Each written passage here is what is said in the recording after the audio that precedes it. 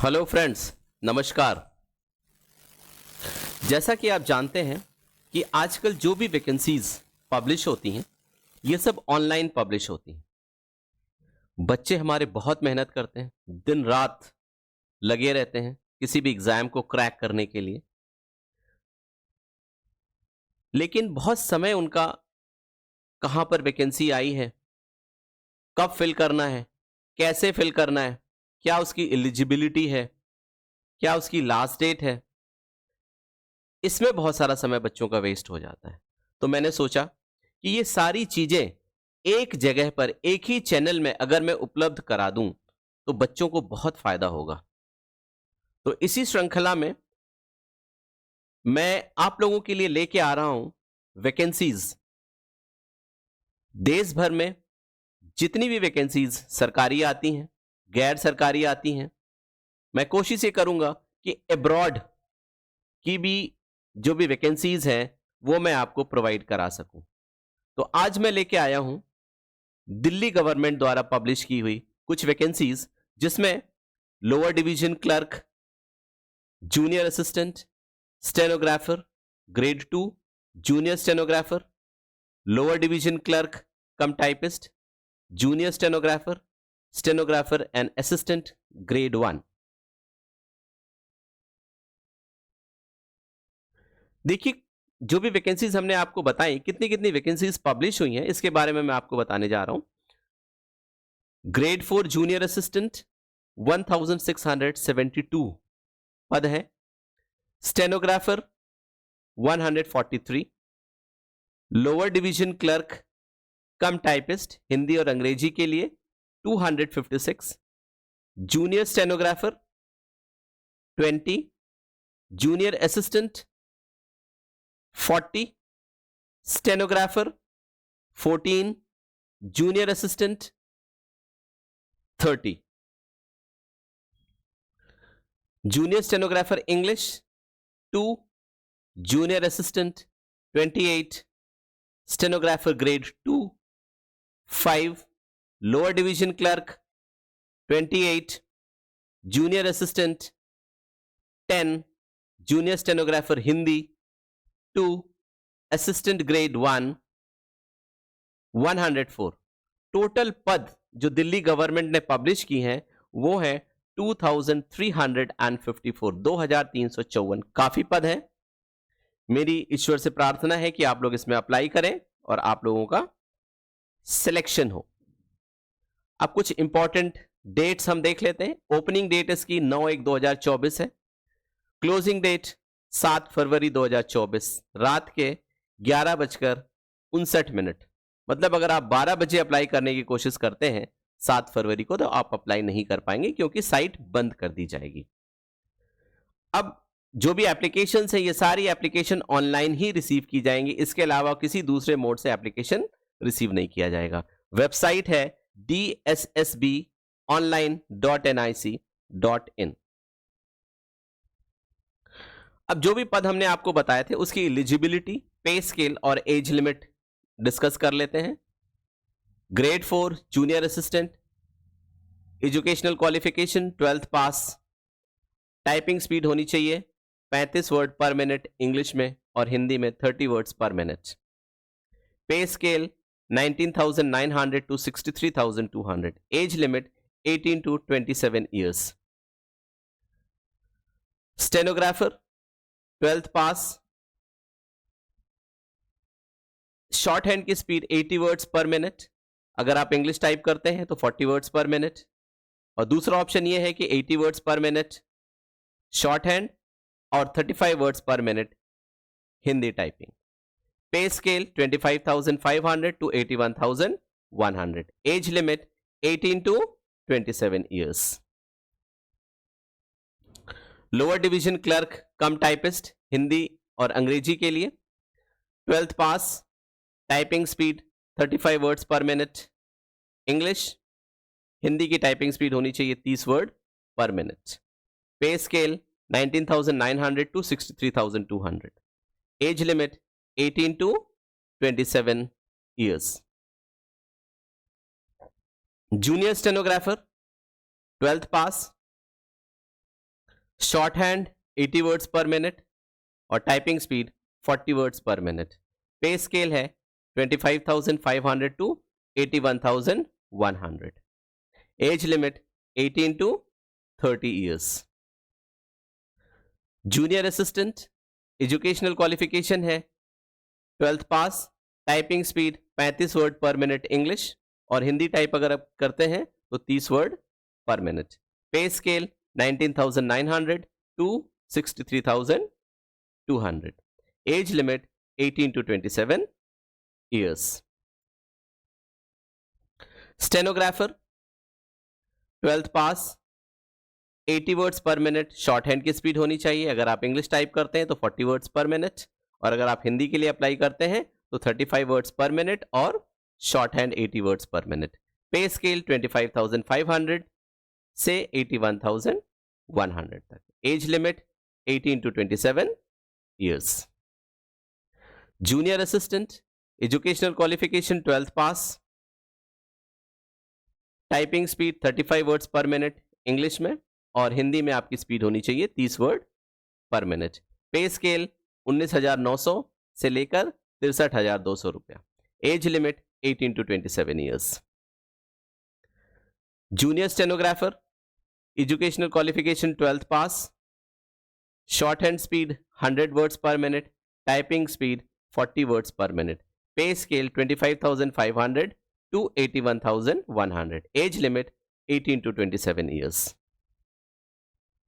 Junior assistant 12th पास।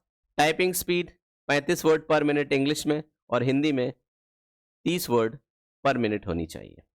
पे scale है 19,900 से लेकर के 63,200 रुपया। Age limit 18 to 27 years. Stenographer grade 2 12th pass. Speed of 18 words per minute. 80 words per minute shorthand की speed होनी चाहिए और typing speed 40 words per minute अगर आप इंग्लिश ऑप्ट करते हैं तो। अगर आप हिंदी ऑप्ट करते हैं तो 80 वर्ड पर मिनट का शॉर्ट हैंड होना चाहिए और 35 word per minute Hindi typing होनी चाहिए। Pay scale 25,500 to 81,100। Age limit 18 to 27 years. Lower division clerk 12th pass. Typing speed 35 word per minute English में और हिंदी की स्पीड होनी चाहिए 30 word per minute. Pay scale है 19,900 से लेकर 63,200 रुपया। एज लिमिट 18 से 27 साल। Junior assistant 12th pass. Typing speed 35 word per minute English में और हिंदी की टाइपिंग स्पीड होनी चाहिए 30 word per minute. Pay scale 19,900 से 63,200 रुपया। एज 18 से 27 साल। Junior stenographer 12th pass. Dictation 80 words per minute Hindi में। ट्रांसक्रिप्शन 65। मिनिमम टाइपिंग स्पीड होनी चाहिए कंप्यूटर पर। MTS का मतलब होता है minimum typing speed. Typewriting test Hindi language 30 word per minute computer पे देना होगा। पे स्केल 25,500 से लेकर के 81,100 रुपया। एज लिमिट 18 से 27 साल। असिस्टेंट ग्रेड 1 सीनियर सेकेंडरी मतलब 12th पास होना चाहिए। अगर आप हिंदी ऑप्ट करते हैं तो 30 वर्ड पर मिनट की स्पीड होनी चाहिए और इंग्लिश में स्पीड होनी चाहिए 35 word per minute. Pay scale है 19,900 से लेकर के 63,200 रुपया। एज लिमिट 18 से 27 वर्ष। अब देखिए कुछ कैटेगरीज हैं जिनको A, B, C, D और E में बांटा गया है। जैसे person with benchmark disabilities PWBD अगर कहीं पे आता है तो आप समझ लीजिए कि ये विकलांग लोगों के लिए है। तो अगर आप A कैटेगरी में है तो ब्लाइंडनेस के लिए B है। लोअर विजन का कोड है LV। Category B deaf D। Hard of hearing HH। Category C locomotor disability including cerebral palsy CP। Leprosy cured LC। Dwarfism DW। Acid attack victims AAV। Muscular dystrophy MDY। Category D autism. Intellectual disability ID। Specific learning disability SLD। Mental illness MI। Category E blindness, B low vision, LV multiple disabilities, MD. तो ये कुछ categories हैं ए से लेकर के ई तक, और उनका शॉर्ट फॉर्म क्या है वो मैंने आपको बताया। एप्लीकेशन फीस 100 रुपए एप्लीकेशन फीस है जो आपको ऑनलाइन ही जमा करनी होगी। Women candidates, schedule caste, schedule tribe, person with benchmark disability मतलब विकलांग भाई बहन, एक्स सर्विसमैन को फीस से एग्जेम्प्ट किया गया है, इन्हें कोई भी फीस जमा नहीं करनी होगी। अब एग्जामिनेशन स्कीम 2 टीयर में पेपर होगा। टीयर 1 ये थ्योरेटिकल पेपर होगा जिसमें मल्टीपल चॉइस क्वेश्चंस होंगे, और लेकिन जो सिलेक्शन होगा वो सिलेक्शन दोनों एग्जाम टीयर 2 को मिला के होगा। टीयर 2 में आपकी टाइपिंग स्पीड देखी जाएगी और शॉर्ट हैंड की स्पीड देखी जाएगी। स्कीम एग्जामिनेशन स्कीम हम देख लेते हैं। टीयर 1 टाइम 2 घंटे का होगा, टोटल क्वेश्चन 200 होंगे, टोटल मार्क्स 200 होंगे, मतलब एक क्वेश्चन का 1 मार्क होगा। ग्रैंड टोटल 200 का होगा। General awareness 35 number, mental ability and reasoning 35 marks, numerical ability and data interpretation 35 marks, test of Hindi language 35 marks, test of English language 35 marks, basic familiarity with computers, internet, social media and office automation 25 marks. Total 200 number का paper होगा। Negative marking भी होगी, तो आप ध्यान रखें जो question आपको आता है वही क्वेश्चन का आप जवाब दें, सभी क्वेश्चन का जवाब देने की जरूरत नहीं है। अब देखिए कुछ एज का रिलैक्सेशन भी दिया जाता है। रिलैक्सेशन किस किस कैटेगरीज में कितना है वो हम डिस्कस कर लेते हैं। SC ST को 5 साल का रिलैक्सेशन दिया जाता है, OBC 3 years, person with disability अगर वो अनरिजर्व्ड है या EWS में है तो उसको 10 साल का रिलैक्सेशन मिलेगा। पर्सन विथ डिसेबिलिटी और SC या ST कैटेगरी को बिलोंग करता है तो 15 साल का रिलैक्सेशन है। पर्सन विथ डिसेबिलिटी और OBC कैटेगरी को बिलोंग करता है तो 13 साल का उसे एग्जेम्पशन दिया जाएगा। अगर डिपार्टमेंटल कैंडिडेट है तो 40 साल तक वो इस फॉर्म को भर सकते हैं। जनरल कैंडिडेट्स के लिए अगर आप SC ST कैटेगरी को बिलोंग करते हैं तो 45 इयर्स और OBC कैटेगरी को बिलोंग करते हैं तो 43 इयर्स। अगर आप मेरिटोरियस स्पोर्ट्स पर्सन हैं तो आपको 5 साल का रिलैक्सेशन जनरल कैंडिडेट्स को दिया जाता है, और SC ST कैंडिडेट्स को 10 साल का रिलैक्सेशन है, और OBC कैंडिडेट्स के लिए 8 साल का रिलैक्सेशन है। अगर आप एस सर्विसमैन हैं नॉन गेजेटेड पोस्ट पर B और C ग्रुप में तो आपको 3 साल का रिलैक्सेशन दिया जाता है। मैक्सिमम रिलैक्सेशन 55 साल का है, लेकिन ऐसे 3 साल का relaxation. Disabled defence service personnels, अगर आप डिसेबल्ड हैं, कहीं कोई डिसेबिलिटी हो गई है जॉब के दौरान या पहले से है तो 45 साल का रिलैक्सेशन, 45 इयर्स, और 50 साल SC ST और 48 years for OBC candidates. Then widow, divorced women judicially separated who are not remarried, तो उनके लिए 35 साल up to age of 35 general candidates के लिए, और अगर आप SC ST और OBC कैटेगरी को बिलोंग करते हैं तो SC ST कैटेगरी के लिए 40 साल और OBC कैटेगरी के लिए 38 साल। अब एक बहुत विशेष बात हमें ध्यान रखना है, जो भी एजुकेशनल क्वालिफिकेशन, एज, एक्सपीरियंस और एलिजिबिलिटी है, इन सब की गणना 7/2/2024 से पहले की होगी। इसके बाद का कोई भी सर्टिफिकेट एक्सेप्ट नहीं किया जाएगा। अब हम ये देखें कि ऑनलाइन एप्लीकेशन कैसे करना है। अगर आप मोबाइल से भर रहे हैं तो आप मोबाइल पे गूगल पर सर्च करेंगे dssbonline.nic.in, या आप कंप्यूटर से भर रहे हैं तो आप कंप्यूटर पर सेलेक्ट करेंगे। मैं दोनों मोड से बता रहा हूं कि आप कंप्यूटर और मोबाइल दोनों से आप भर सकते हैं। अब देखिए क्लिक फॉर न्यू रजिस्ट्रेशन, तो हम न्यू रजिस्ट्रेशन हमें करना है तो न्यू रजिस्ट्रेशन पर क्लिक करेंगे। जैसे हम क्लिक करते हैं एक नया विंडो ओपन हो जाता है। नए विंडो में आपसे कुछ सूचनाएं पूछी जा रही हैं, आपको वो सारी सूचना भरनी है। थोड़ा मैं इसको जूम कर देता हूं। देखिए नेम ऑफ एप्लीकेंट, आप अपना नाम भरेंगे। री enter the name of applicant, जितनी चीजें आपसे पूछी जा रही है ज्यादातर आपको 2 बार भरनी होती हैं, जैसे कि कोई गलती ना हो। फिर से आपको अपना नाम भरना है। डेट ऑफ बर्थ आपको यहाँ पर फिल करना है। आप डायरेक्ट फिल कर सकते हैं DD MM YY फॉर्मेट में, या इसे सेलेक्ट कर सकते हैं ड्रॉप डाउन लिस्ट से। री एंटर करना है फिर आपको date of birth. Enter roll number, class 10th का जो भी रोल नंबर है, आप 10th का सर्टिफिकेट निकाल लें और 10th का जो भी रोल नंबर है वो रोल नंबर फिल करेंगे। फिर से रोल नंबर फिल करेंगे। जिस साल आपने 10th का पेपर दिया था जिस साल आप पास हुए थे 10th का पेपर, उसको ड्रॉप डाउन लिस्ट से सेलेक्ट करना है। फिर से आपको अपने 10th का ईयर सेलेक्ट करना है, ईयर ऑफ पासिंग। जो भी आपका जेंडर है, मेल या फीमेल, आपको ड्रॉप डाउन लिस्ट से सेलेक्ट करना है। फिर से आपको जेंडर ड्रॉप डाउन लिस्ट से सेलेक्ट करना है। नेशनैलिटी आपको सेलेक्ट करनी है। फादर्स नेम लिखना है, री एंटर फादर्स नेम, फिर से आप फादर्स नेम लिखेंगे। मदर्स नेम, फिर से री एंटर मदर्स नेम। इसके बाद आपसे पूछा जा रहा है स्पाउस नेम। अगर आपकी शादी हो गई है तो आप अपने पति या पत्नी का नाम लिख सकते हैं, तो यहां पर स्पाउस का नाम लिखेंगे। फिर से आप स्पाउस का नाम लिखेंगे। मोबाइल नंबर फिल करना है, मोबाइल नंबर फिर से दोबारा फिल करना है। ईमेल एड्रेस फिल करिए, री एंटर ईमेल एड्रेस।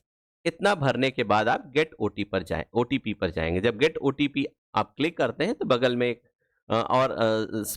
बनता है बटन जिसमें वेरीफाई ओटीपी, तो आपने दोनों भर दिया और इसको भरने के बाद वेरीफाई कर देते हैं। ओटीपी ईमेल पर और आपके मोबाइल पर अलग अलग आएगा, और जहां लिखा है एंटर मोबाइल ओटीपी वहां मोबाइल द्वारा प्राप्त ओटीपी भरना है।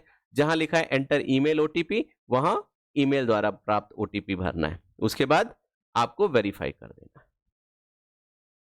वेरीफाई करने के उपरांत आपको अपनी आईडी का डिटेल भरना है। अगर आप आधार एज आईडी देते हैं तो आपको करना यह है कि आधार नंबर भरना है, फिर से आधार नंबर भरना है, और जिस तरीके से आपका नाम आधार में लिखा है आपको उसी तरीके से इसमें भी नाम भरना है।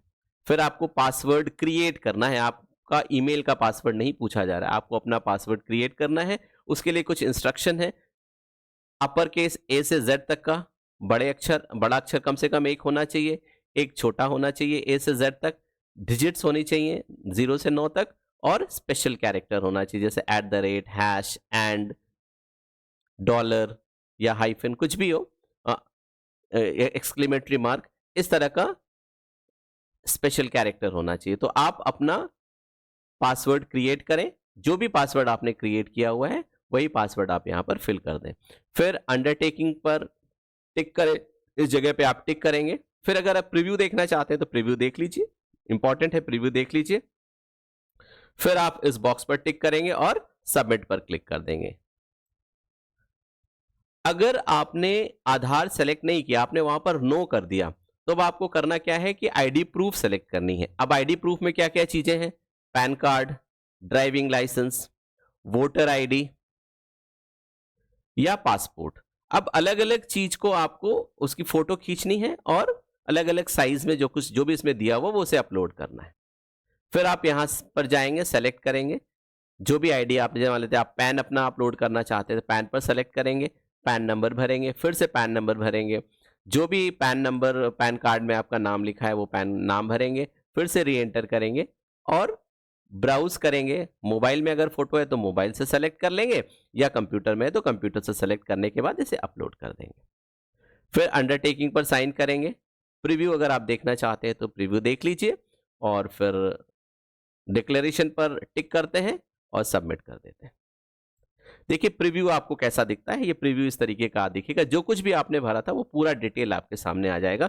सिक्योरिटी पर्पस के लिए हमने अपने चैनल का आइकन लगा दिया है यहां पर। दूसरा पेज है, इस तरीके से आपको दिखेगा। उसके बाद जैसे ही आप सबमिट कर देते हैं, सबमिट करने के बाद आपका रजिस्ट्रेशन नंबर जनरेट हो जाएगा। ये रजिस्ट्रेशन नंबर है। रजिस्ट्रेशन नंबर की खास बात यह है कि पहले आपका डेट ऑफ बर्थ होगा, उसके बाद आपका रोल नंबर जो आपने भरा था, फिर year of appearing for class 10th examination. अगर आप भूल जाते हैं तो इस फॉर्मेट को आप याद रखिए, आप अपना रजिस्ट्रेशन नंबर याद कर लेंगे। रजिस्ट्रेशन नंबर बहुत ज्यादा जरूरी है, इस रजिस्ट्रेशन नंबर को आप जरूर याद रखें। कहीं पर आप किसी डायरी में इसे लिख लीजिए। फिर हम आगे बढ़ते हैं, प्रोसीड करेंगे। जब हम प्रोसीड करते हैं तो पहला पेज फिर से ओपन हो जाता है। अब हम क्लिक टू साइन इन करेंगे। जब हम क्लिक टू साइन इन पर क्लिक करते हैं, नया पेज ओपन होता है। एक पॉपअप विंडो ओपन हो रही है, इसमें आप अपना डेट ऑफ बर्थ लिखेंगे, फिर रोल नंबर क्लास 10th का, ईयर ऑफ पासिंग, जो पासवर्ड आपने वहां पर बनाया था वो पासवर्ड भरेंगे, विजुअल कोड जिसे हम कैप्चा बोलते हैं उसको फिल करेंगे, साइन इन कर देंगे। जब आप साइन इन कर देंगे नया पेज आपके सामने आ जाएगा। देखिए बाय डिफॉल्ट रजिस्ट्रेशन डिटेल्स आपके सामने आ जाता है। अगर आपने रजिस्ट्रेशन डिटेल में कुछ गलती कर दी है भरने में, तो आप रजिस्ट्रेशन डिटेल मॉडिफाई कर सकते हैं। जब आप मॉडिफाई पर क्लिक करेंगे तो ये जो बॉक्स दिख रहा है ये एक्टिव हो जाएगा। मैंने इसे छिपा रखा है अपने आइकन से सिक्योरिटी पर्पस के लिए। अब देखिए इस वाले पेज में आपको क्या क्या मिलता है। Apply for new application, edit personal details जो आपके सामने दिख रहा है, upload photograph, qualification, submit final application या स्टेटस, आपके एप्लीकेशन का क्या स्टेटस है। जब रिजल्ट अगर आप प्रिंट करना चाहते हैं एप्लीकेशन तो यहाँ से प्रिंट कर सकते हैं। जब रिजल्ट निकल जाता है तो फाइनल आंसर की यहाँ पे अपलोड हो जाती है। अगर आंसर की में आप कोई भी चैलेंज करना चाहते हैं किसी भी क्वेश्चन को तो इसी जगह से आप चैलेंज कर सकते हैं। रिजल्ट आप अगर देखना चाहते हैं तो रिजल्ट भी यहाँ पर अपलोड हो जाता है। और पासवर्ड अगर आप चेंज करना चाहते हैं तो पासवर्ड चेंज कर सकते हैं। अब देखिए क्योंकि हमें नया एप्लीकेशन भरना है तो हम यहाँ पर जाएंगे और अप्लाई फॉर न्यू एप्लीकेशन पर क्लिक करेंगे। जब उस पर हम क्लिक करते हैं तो देखिए ये सारे एडवर्टाइजमेंट्स आ गए जो भी पब्लिश हुए हैं वैकेंसीज। तो हम देख रहे हैं कि हम लोगों ने ये इस वाली वैकेंसी के लिए अप्लाई करना है, तो हम अप्लाई नाउ पर क्लिक करेंगे। जैसे ही हम अप्लाई न्यू पर क्लिक करते हैं एक नया पेज आपके सामने ओपन हो जाएगा। तो देखिए name, mother's name, marital status, date of birth, ये सारी चीजें जो हम लोगों ने भरी थी यहाँ पर ऑलरेडी डिस्प्ले होकर के आ जाएंगे। अब हमें करना यह है कि अपना प्रेजेंट एड्रेस भरना है, पिन कोड भरना है। और अगर आपका प्रेजेंट एड्रेस और परमानेंट एड्रेस दोनों सेम है तो हम टिक पर क्लिक कर देंगे, तो जो भी डेटा आपने यहाँ पर भरा हुआ वो डेटा इधर आ जाएगा। ऊपर वाला जितना डेटा यहाँ से यहाँ तक का ये सब आपको प्री फिल्ड मिलेगा। एड्रेस आपको भरना है, पिन कोड भरना है। इसके बाद आप अपनी कैटेगरी सेलेक्ट कर लें, जो भी आप जिस भी कैटेगरी को बिलोंग करते हैं आप सेलेक्ट कर लें। अगर आप ओबीसी या एससी या एसटी सेलेक्ट करेंगे तो एक पॉपअप विंडो ओपन होता है। इसमें यह कह रहा है कि OBC outside Delhi is not eligible category for reservation. अगर आप ओबीसी कैटेगरी के अंदर रिजर्वेशन चाहते हैं तो आपका ओबीसी का सर्टिफिकेट दिल्ली का होना चाहिए। अगर दिल्ली से बाहर का है तो आप इसके लिए एलिजिबल नहीं है। अब जैसे मान लीजिए आपने ओबीसी सेलेक्ट कर लिया और ओबीसी दिल्ली अगर आप सेलेक्ट करते हैं तो आप तभी आपको इस कैटेगरी में बेनिफिट मिलेगा। सर्टिफिकेट नंबर भरना है, सर्टिफिकेट इश्यूइंग स्टेट भरना है, डेट भरनी है किस डेट को इशू हुआ है, देन सर्टिफिकेट इश्यूइंग अथॉरिटी, किस अथॉरिटी ने इसको इश्यू किया, एसडीएम है या कोई भी हो सकता है, तो आप उनका नाम उनका पद लिख देंगे यहाँ पर। अगर आप इसके नीचे किसी भी कैटेगरी के अंडर आप रिजर्वेशन चाहते हैं तो उसे आप सेलेक्ट कर लेंगे। अब जैसे एससी कैंडिडेट का आपने एससी सेलेक्ट किया तो बाकी का डिटेल आप सेलेक्ट कर लीजिए यहाँ पर। Certificate number, issuing date, certificate issuing state और फिर सर्टिफिकेट इशूइंग अथॉरिटी आप भरेंगे। ईडब्ल्यूएस का भी ऑप्शन है, इसमें भी आपको पूरा डिटेल भरना होगा। अगर आप नीचे का कोई भी ऑप्शन चाहते हैं, जैसे सब कैटेगरीज में आप अप्लाई करना चाहते हैं एक्स सर्विसमैन, तो अगर आप एक्स सर्विसमैन के लिए अप्लाई करेंगे तो नीचे आपको कब से कब तक आपने सर्विस करी वो डेट आपको यहाँ पर भरना पड़ेगा।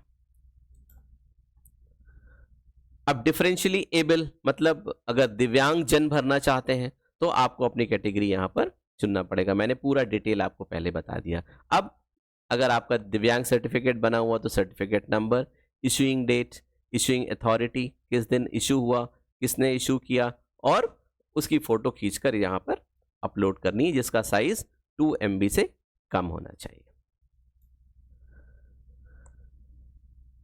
और इशूइंग अथॉरिटी, इशूइंग डेट अगर आप डायरेक्ट भरना चाहते हैं तो डायरेक्ट भी एक्सेप्ट हो जाता है, या आप चाहें तो इस लिस्ट से सेलेक्ट कर लें। इसके बाद सेव एंड नेक्स्ट आप करेंगे, आपका एप्लीकेशन सेव हो जाएगा। अब आगे जब हम भरते हैं तो फोटोग्राफ आपसे मांगा जा रहा है। आप फोटोग्राफ अपने कंप्यूटर से भी ले सकते हैं, ब्राउज करेंगे और अपलोड कर देंगे। दूसरा तरीका यह है कि क्रॉप फोटो ऑनलाइन, यहां पर क्लिक करेंगे, नया पेज ओपन हो जाएगा। जब हम क्रॉप फोटो करेंगे, देखिए ये पेज है, इसमें ब्राउज करेंगे, कट का ऑप्शन आ जाता है। लेकिन मेरी आप लोगों से रिक्वेस्ट ये है कि जो सॉफ्टवेयर आपके पास प्रेजेंट है उसी से आप करें। फिर फोटो अपलोड कर देंगे, उसके बाद अपना सिग्नेचर अपलोड करेंगे। क्रॉप LTI ऑनलाइन, अब LTI क्या होता है? लेफ्ट थंब इम्प्रेशन, और RTI क्या है? Right thumb impression. तो लेफ्ट थंब इम्प्रेशन मतलब बाएं हाथ के अंगूठे का निशान यहाँ पर अपलोड करना है, इस जगह पे राइट हैंड के अंगूठे का निशान अपलोड करना है। आप ब्राउज करेंगे अपने कंप्यूटर से या मोबाइल से और इसे अपलोड कर देंगे, फिर आप नेक्स्ट पर चले जाएंगे। मान लेते हैं कि आप फॉर्म भर रहे थे, भरते भरते किसी भी तरीके से आप लॉग आउट हो गए। अब आप परेशान हो जाएंगे कि अब हम क्या करें। तो कुछ नहीं, परेशान होने की कोई जरूरत नहीं है। अब आप करेंगे साइन इन पर जाएंगे, जैसे हमने आपको पहले बताया था। साइन इन पर जाने के बाद आप फिर से लॉग इन करेंगे अपने रजिस्ट्रेशन नंबर से और आपको ये पेज मिल जाएगा। इस पेज में आपने फोटो अपलोड मान लीजिए नहीं किया था, तो आप क्या करेंगे, फोटो अपलोड पर जाएंगे। जब फोटो अपलोड पर क्लिक करेंगे, अपलोड फोटोग्राफ, तो आपको ये वाला पॉपअप विंडो ओपन होगा। इसमें सेलेक्ट पोस्ट अप्लाइड, यहाँ पर सेलेक्ट करेंगे जिस भी पोस्ट के लिए आपने अप्लाई किया है। तो ये देखिए नीचे आ रहा है लोअर डिवीजन क्लर्क, इसको आप क्लिक सेलेक्ट कर लेते हैं। सेलेक्ट करने के बाद ये इस तरह से सेलेक्ट हो गया। आप सबमिट कर देंगे। जब आप सबमिट करेंगे तो देखिए फोटो का ऑप्शन आ गया। मैंने आपको पहले बताया कैसे फोटो अपलोड करना है। अब आगे जब आप बढ़ते हैं तो form entry for qualification and experience, qualification और एक्सपीरियंस का डिटेल आपको भरना है। इस बात का आप ध्यान रखें कि जितने भी पद के लिए आप अप्लाई कर रहे हैं, क्वालिफिकेशन और एक्सपीरियंस आपको सभी पद के लिए अलग अलग भरना होगा। तो जब आप यहाँ पर पोस्ट अप्लाइड सेलेक्ट कर लेते हैं और सबमिट कर देते हैं तो देखिए ये पेज ओपन होता है। हमने आपको बताया था कि 14 तरह की वैकेंसियां निकली हैं। तो अगर आपने सभी 14 में अप्लाई किया है तो सभी जगह पे आप टिक कर देंगे। जो बॉक्स दिख रहा है इस बॉक्स में आप टिक करेंगे। ये देखिए 14 टाइप्स इसमें दिख रहा है। उसके बाद आप सेव और नेक्स्ट करेंगे। देखिए हमने आपके लिए करके दिखाया। आखिरी के 2 हम अगर कर रहे हैं, यहाँ पर हम टिक करेंगे बॉक्स में। जब बॉक्स में टिक कर देते हैं सेव एंड नेक्स्ट करेंगे। जब सेव एंड नेक्स्ट करेंगे तो ये वाला पेज ओपन हो जाएगा। अब इसमें क्या है, select department to fill qualification. तो हमने सिर्फ 2 पद के लिए अप्लाई किया था।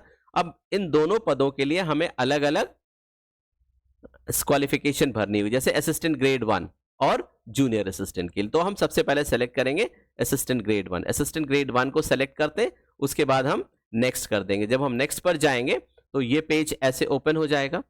इसमें आपको सबसे पहले तो सीनियर सेकेंडरी इक्विवेलेंट जो भी आपकी क्वालिफिकेशन उसमें थी, इसको आपको टिक करना है। फिर ये विंडो आपको दिख रहा है। इस विंडो में आपका जो भी 12th का डिटेल आपको भरना है। उसके बाद परसेंटेज ऑफ मार्क्स, कितने नंबर आपको मिले, स्टेट सेलेक्ट करना है। बोर्ड या यूनिवर्सिटी एक लिस्ट नीचे आती है, ड्रॉप डाउन लिस्ट आती है, उसमें अगर आपका बोर्ड या यूनिवर्सिटी दिख रही है तो ठीक है, अगर नहीं दिख रही है तो आप अदर्स कर दीजिए और यहाँ पर टाइप कर दीजिए यूनिवर्सिटी का नाम। फिर मंथ आपको सेलेक्ट करना है, ईयर आपको सेलेक्ट करना है जिसमें आपने पास किया है। फिर आप इंसर्ट पर क्लिक कर देंगे। जब आप इंसर्ट पर क्लिक करते हैं तो देखिए ये ऐड हो जाता है। मान लीजिए अगर कोई गलती हो गई आपसे तो एडिट या डिलीट भी कर सकते हैं। अब इसको हम ऐड के ऑप्शन पर जाएंगे और ये ऐड हो जाएगा। फिर से आप को दोबारा जाना है दूसरे उस पे और दूसरे की क्वालिफिकेशन आपको ऐड करनी है। हमने आपको 2 पद दिखाए थे यहाँ पे, तो दूसरे पद के लिए आपको ऐड करना है। Do you want to finally save, अगर आप इसको सेव करना चाहते हैं तो इस पर आप क्लिक करें, आपका एप्लीकेशन भर जाएगा।